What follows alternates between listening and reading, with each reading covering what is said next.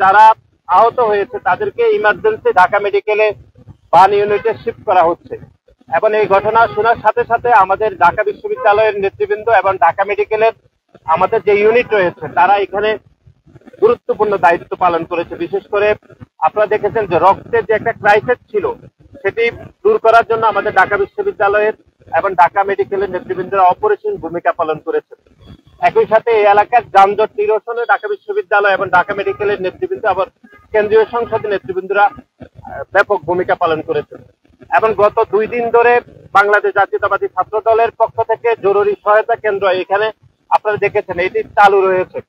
এবং আজকে সকালে আমি রাজশাহীতে যে আমাদের যে ফ্লাইট লেফটেন্যান্ট তকিব যিনি শহীদ হয়েছেন ওনার কবর আমি জিয়ারত করে আমি সকালে এখানে এসেছি।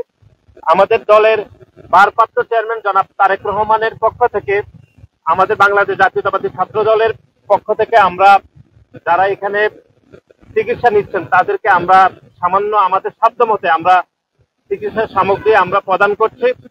এটি বাংলাদেশ জাতীয়তাবাদী ছাত্র দল আপনারা জানেন যে একটি ছাত্র সংগঠন হিসাবে আমাদের যেটুকু ভূমিকা রাখা দরকার গত কয়েকদিনে আমরা সেটুকু রাখার জন্য আমাদের আপ্রাণ প্রচেষ্টা ছিল এবং তারই ধারাবাহিকতায় আমাদের সাধ্যমতে আমরা এখানে চিকিৎসা সামগ্রী প্রদান করছি।